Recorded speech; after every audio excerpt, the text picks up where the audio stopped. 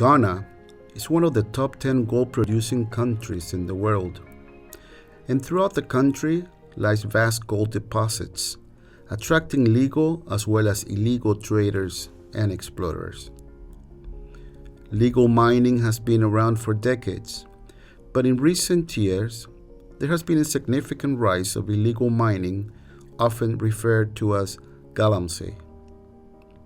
Illegal gold mining has become a widespread phenomenon in Ghana, and the impact of this illegal activity on the people and the environment is massive. How did it start? What is the cause of this heartbreaking story? What are the impacts? What are the measures put in place? How efficient are they? Why is the problem persistent despite the various efforts to tackle the problem? Who is allowing this illegal activity to continue?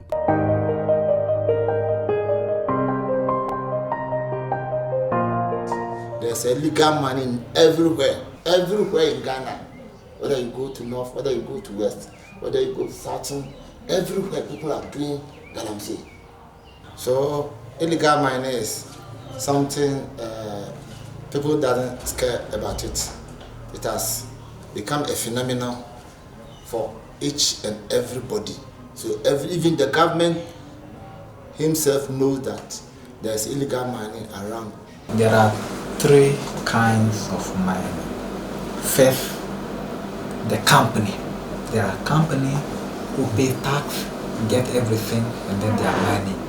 Those people, they do everything to protect the environment and everything. But there is community mining.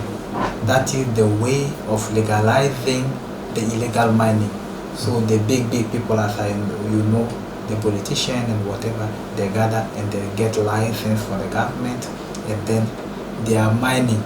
Those guys, they are not too different from the illegal mining because they pollute water, they spoil the nature, and they do the same thing.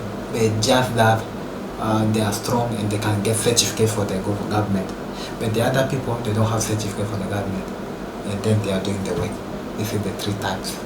For over 100 years, mining activity, deep shaft mining kind of activity has been going on for a century plus. And along with it, illegal mining, people who are not, so to say, legally, they don't have legal permit to do mining, to prospect mining. They have been doing this illegal mining alongside. That has been the trend. But this whole idea of Galamsey, as I've said, illegal mining in the term of Galamsey has been there. But it was on a very small scale, simply on a very small scale. People were even discouraged from doing the illegal mining. It was like you would have to, so to say, keep yourself safe, something like that. Until recently, when I say recently, going to about 10 years ago, when we had the influx of the Chinese coming into our country. They came in prospecting for gold, and they came in to introduce these heavy machines, the excavators. Okay, they have their gadgets, they are able to go around and spot places where they test for gold. You know, with their, I don't know the name of the machine, but it's like a walking stick. You go around and you get to a place where there is gold ore. I mean, they are able to detect. So they came in prospecting in this form, and then came in, as I've said, the introduction of these heavy machines, the excavators, and that has worsened the situation since then. Okay, many people then decided to go into this kind of illegal mining, which we call Galamsey. Okay, when they came in, unfortunately, some of our own Ghanaians fronted for them. I mean, these were Chinese who didn't even know our area. How could they begin to prospect or even to mine? But unfortunately, as I've said, they were able to be in link with some of our citizens, and they will go to an area, and then a Ghanaian will front for them.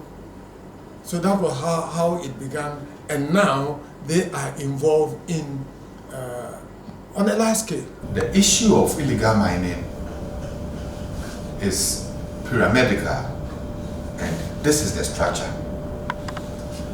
We have the shop floor guys, those you see working, doing this kind of panning and trying to get the gold. Okay.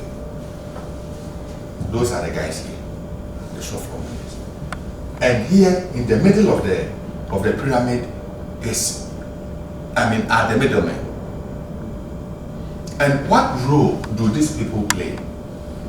The middlemen are those who are in the community, and when go looking for these shop floor guys to come and do that field work. Okay, and in most cases, this guy, when they come, they see these people because they are in the community, and they find a place for them to lodge. Okay, and these are the chiefs, the opinion leaders, which includes the assembly members and the likes, and to some extent even the DC, the government appointees are in this group. They are in the middlemen, and the top there at the apex of the pyramid are the financiers. Those are the politicians, top government officials. So they send money to these people for them to pay these guys. Honestly, there's a whole chain. Now it looks like it has become the order of the day. It is known to the chiefs, it is known to the government, it is known to their parliamentarians and the district chief executives, and it's like what we do. Okay, I'm sure you might have heard of it, that when Nanado initially assumed the reign of government, and he said zero tolerance to Galamsey. It is told, I don't know how, but it is told that he nearly lost the second term because he stood strongly for Galamsey. People want power, so they don't want to hurt the people so as to lose their power. So now it looks like we have thrown our hands into the air, especially this year, which is election year. The government wouldn't want to go all out for it, and so it's like, if I talk about it, I might lose. So let me not talk about it and play it cool, something like that. So that's how things are. And the opposition will also not be bold enough to say, when I come, I'm going to discourage Galamsey, for the same reason. So for me, this year will be worse. Worse in the sense that it's like nobody is talking strongly about it, and or those who matter to take serious actions are not doing that. Okay, so it's like let's wait and see. Meanwhile, we see all the repercussions. We see the mess. And you only have to come to Ghana and visit areas. Probably from here, if you like, we can drive to a river just close by. How colored it is. So milky. It's like creamy. The river is a river of Fin. In the past years, it was the main source of drinking water for the people of Kenyago and Jijitreso, and we also use it for our farming activities as well as domestic purposes. But with the coming in of this illegal mining, you see the color of the water. You cannot use it for anything. cannot drink it, you cannot use it to water your crops. The water is spoiled, and all efforts to drive those people working in the river has proved futile. Many attempts have been made. We arrested some of them. They were remanded at Bekwai Circuit Court for 40 days. Later on, we also arrested 27 of them. We took them to Bekwai Circuit Court, hoping that there will be proper judgment for them to stop the work, but they got bail and came back. Anytime you arrest them and you take them to the police station, they stay there for some time, they get bail and come back to work. So all efforts to get them away from working in the river has proved futile. So that is the problem we are facing over here. Nobody can use the water for anything. If you look at the color of it, you cannot drink it. You cannot use it for any farming activities. And even the fish in the river too, they are suffering because the water is not good for them. Because at first they had about 37 species of fish, but right now you cannot get them. Some have died because of the pollution of the water. The saddest thing is that those mining in the river too, they are not the local people.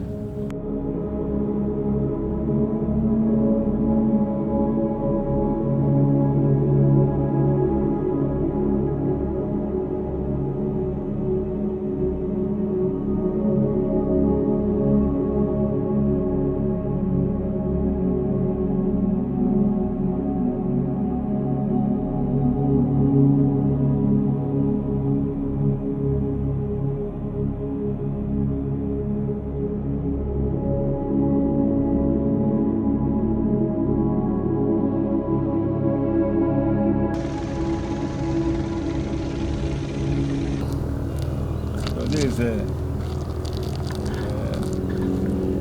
illegal mining site where people dig for gold. If you look at the work that they are doing, it's not likely that they will claim the land after their mining activities. So it will pose danger to people. Some people can fall into the pit and lose their lives. But if they are able to reclaim the land and fill it with the topsoil, the farmers can regain the land for their farming activities.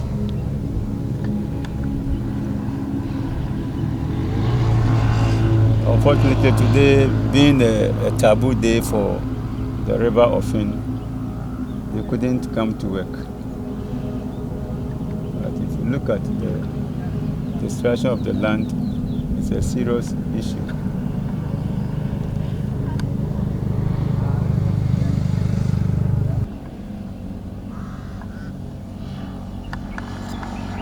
But if you look at the crack, so it can fall on people if they are in it working and looking at the crack. If you are not careful, it will fall on you and some will sustain injuries, others too will die as a result of the cracks.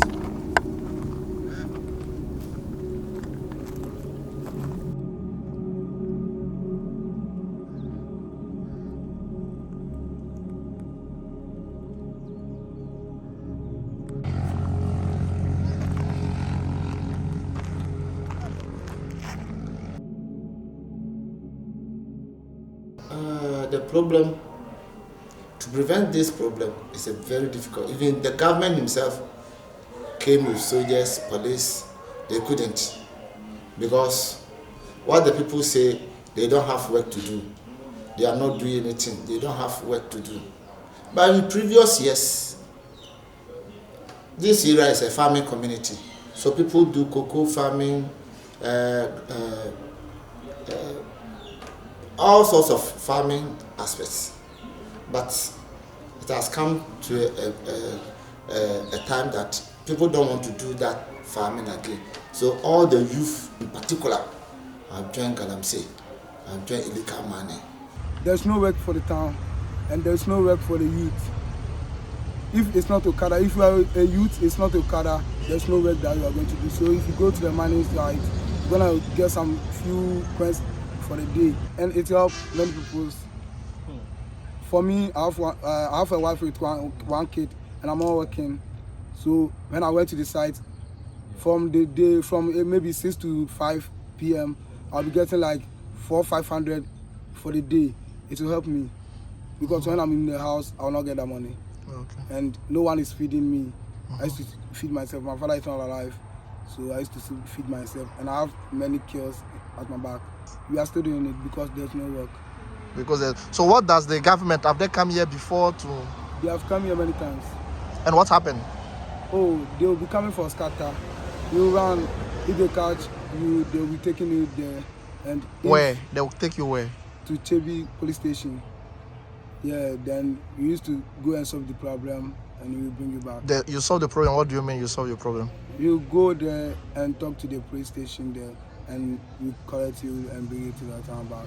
The control of illegal mining is very, very difficult in our system, because if you're a chief and you try to prevent this illegal mining, I don't know what will happen to you, to your life, because this the work everybody is doing. Even some of the chiefs are doing that. So how can I myself control? Even the overlord here, Nana Kenyago, even could not control it. How can I, as Odikru, come and control it? But we have tried our best for some time to stop, but this time you can't control because of the nature, the situation, the economical problem that this country is facing. People, especially the youth, feel that this is the easiest way they can get money. So at this area, even farming it has become a difficult work for everybody, because you don't get laborers to go to your farm, because everybody has turned what they are doing into Galamsey. The government itself knows it. They gave the lances, they gave the concession to them without seeking anything from Nanano. So Nanano cannot do anything. We are here, and even we can't prevent them, because once the government or the EPA or the Minerals Commission have given them the lances, if you say you won't allow them, they'll go and report you. You see, there's a force there, they will come, oh, all this area is for this contractor, this miner, so allow them. What do you do? You won't do anything. You won't say anything. You just leave them. They will come and see you, say greetings. They will come and greet you. Then they will go and do their work. So, Nanano can stop unless the government gives us total support. Otherwise, Nanano cannot. Even when they are in the bush, you see them handled with weapons, guns, and so how can Nana go there and say, I won't allow you to? You don't know what will happen to you. Even you see somebody will tell you, oh, don't allow excavator to enter the land. The excavator is from Tema. Police saw it, the military people saw it, all those people even saw it. But when it enters Kenyago or Kabanaso Mantan, and you are telling me to send it back, what the police people are doing on the road, they are in charge. So they have to stop them. And even some of the illegal miners have security men. They have a contact with the police people, the military.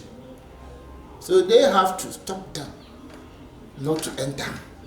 But you leave them, and you are coming to tell me here at this village, say I should stop the Galamsey or those Chinese people, whilst they are coming with the politicians. So if I can stop them not coming, the politicians should stop what they are doing, because most of the illegal mining on this country or in this area, most of them are politicians. Most of them are politicians. So if the politicians stop bringing in the Chinese people, you will be safe and nobody will disturb the land. Even the Chinese people, they don't know here, but it's the politician who brought the Chinese people. So if they stop bringing in the Chinese people, all this mess will stop. And my problem is the Environmental Protection Authority, with the EPA. I don't know what they are doing, because every day you see them in radio and TV, pollution of the land, pollution of water, river bodies. They are in crime. They are in Accra. They are in Kumasi. They don't come here, and they knew what all these miners are doing. So you want me to stop them here, but whilst you are in charge of the environment, so they have to set up and do their work. Meanwhile, some are doing their work, providing healthcare for people engaged in illegal mining, and sharing with us the reality of their health condition. Everywhere there is road traffic accident, but in the mining areas, it is just overwhelmed because they ride carelessly. All they are thinking is the goal, though. So even if you take him 3 minutes to cover a distance that would have been maybe 30 minutes distance, he doesn't care. You need to get to the site and do whatever you need to do. So they ride carelessly and they end up having a lot of injuries due to road traffic accidents. The topmost condition that we have here is malaria. You know, they do the pit. When they dig their pits and they don't cover it, this water becomes stagnant and it breeds the mosquitoes. And so malaria becomes #1 condition that they come with. Most of them also work in the water. They wade in the work. They stand within the streams, the rivers, the low stagnant waters to work. And when that happens, they develop some of the skin conditions, and they bring them here for treatment. And typhoid too is also one of the cases we do attend to, due to the fact that the water is not wholesome. They have contaminated the water bodies, and therefore usually that is the same source of drinking water for a lot of indigents here. And so when that happens, typhoid too becomes one of them. Teenage pregnancy is also one of the problems that we encounter here, because when these people come and they do 1 or 2 pakpapa and get 1 or 2 what? Pakpapa.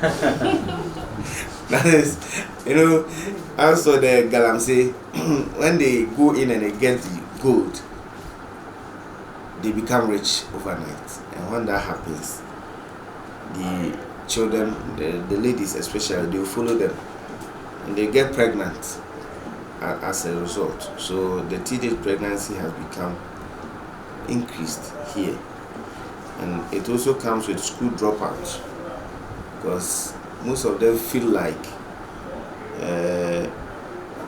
they want quick money, and so they have to leave their schools and go to Galamsey to get money. And at times truly you see that those who do Galamsey, they get money. So it's also one of the problems we encounter here. And then HIV too is one of the problems. We have a number of cases of infertility from this mining area, you understand. So yeah, it is there.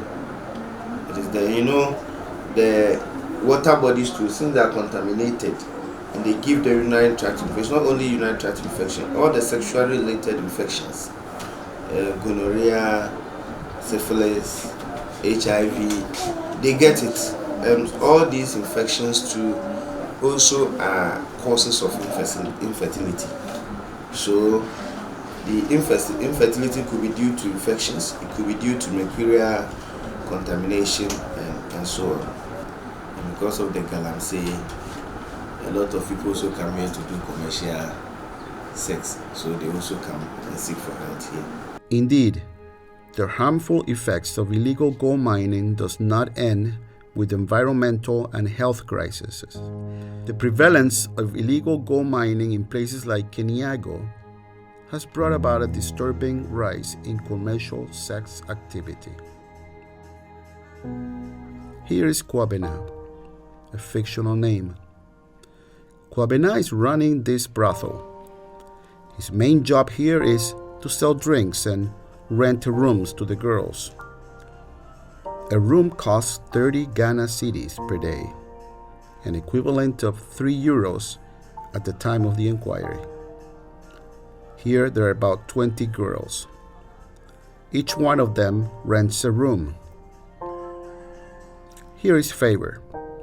Favor is 19, and she's from the Delta State in Nigeria, like most of the girls in this place. A sexual encounter, or what they call a shot, costs 50 Ghana cedis, an equivalent of 4 euro at the time of the inquiry. This place is visited by young people engaged in illegal mining. Each evening after work, they come here. It is believed that before the rise of Galamsey, there were no such activities as commercial sex or drug dealing in Keniago. The influx of illegal miners created a conducive condition to the emergence and proliferation of commercial sex, as well as a proliferation of human trafficking. In view of this escalating crisis of Galamsey, with the environment, health, and social problems it creates, how can communities affected by Galamsey be better supported to find sustainable alternatives? Could stricter law enforcement and penalties for illegal mining deter this activity?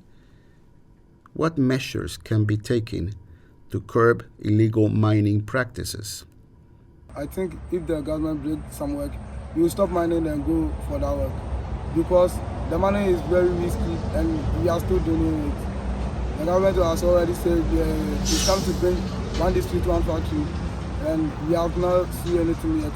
Yeah. My suggestion at this time, the government should cooperate with the chiefs. Then all this illegal money can stop. If the government take the initiative by themselves, or you use police, use the military, that won't solve the problem. Unless the opinion leaders in every community, the committee, you have to do a stakeholders consultation. Otherwise, the government himself cannot do it. Because you can't just say you send police to this area, but only the police will left. They will go to their work. They will go back to their work. But when you came and sat down with the Nanano, the opinion leaders, discuss it, how best can we stop this? They will by all means get a solution. But if the government say they have all the machines, they all have all the forces to stop them, you can't do it, because the land is for the Nanano, and the Nanano is living with those miners or those who are doing the Galamsey. So if you want to stop it, please, the government should sit down with Nanano and do all consultation before. And before then, you have to give some work for the youth. Because all what is going on is for the youth, the youth who are doing all this. And if the youth say they don't have work to do, what they will do? It will be a disastrous for us. So before you can prevent all this, you have to find a way for the upcoming youth. I mean, I think that will be better. Otherwise, you can't use force. By all means, the people will go. The military, the police, they will left to their various stations. But we leave the people here. And you can't, arrest all of them and jail them. There should be a modalities. There are consultations with community consultations, how best we can do to prevent, or how can they do it so that they will cover the lands again. Otherwise, it won't stop. And that has never happened. No. You hear only the military people, they just came, go to the land, just blah, blah, blah, then they will left. The next morning, they will go back to the land. So they have to sit down with Nanam and see how best all this illegal mining will stop. For me, the first stage to start, the children. The children. Why the children? We have to educate the children. We have to teach the children. Even the fact that we bring the children to school, we are protecting them. We are protecting them. That's why early in the morning, we have to go to the villages, take the children, bring them to the school. In the evening, we send them back. For some reason, first, a child without education is a danger for the society in the future. Secondly, it is to avoid child labor. Because those children, if we don't go and take them, the parent will send them to the site for them to work to. And then they will be exposed to the mercury. You know, they use the mercury to wash the things. Thank you. Yeah, it become problem. So by sending them to school, we protect them too. Somebody told me, Father, I know that it is bad, but I don't have any means to get my daily bread. I know it is difficult. I expose my life, but I have to do it. We don't have job. Lack of work, they go to Galamsey. And then it is very difficult. They are abandoned. And they are disappointed. They are disappointed to their political leaders, their traditional leaders.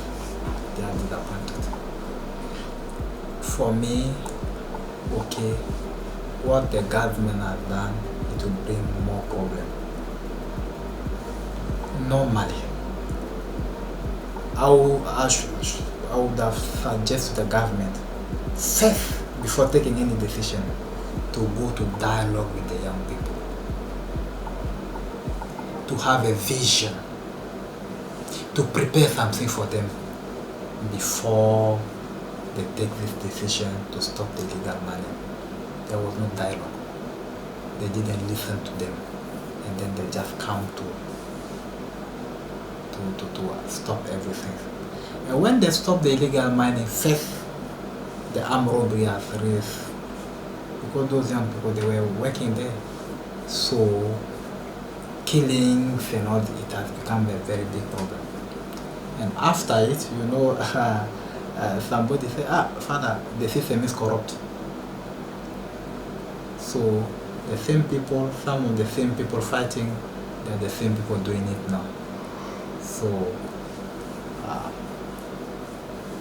the decision of the government, yes, good decision, but the way they proceed, it doesn't help. It doesn't help. And it brings more corruption, because the same people who go to stop them, they are the same people collecting money from them. So being part of them, listening to them, and then making the journey gradually. If you just go to them, you say Galamsey is bad, illegal money is bad, stop it, nobody will listen to you. You know, one day we had a visit of one of our authorities. They talk condemning Galamsey and all these things, and they said, "Oh, Father, he has spoke well, but we will not stop. Because when we stop, what will happen to us?" So when you want to stop it, give something to replace what you want to block. The struggle continues, but I believe we will end somewhere, and the tide will turn. I believe strongly. So long as we continue to engage our people, trying to create proper education, I believe we will be able to get there and things might change. We are only hoping and praying that those years will be fast in coming, so that we don't destroy the environment before we rebuild. Like as I said, like the water bodies, how long do we wait? Okay, now if we can stop and correct, that will save Ghana as a whole. So that is what we are praying and hoping for. We will continue the fight. We will not give up the fight until, by God's grace, we have won. Yet, the fight cannot be won alone. It is a fight that involves all. The degradation of the environment and other ramifications, social, health, among others, impact everyone at all levels. A brighter future is still possible.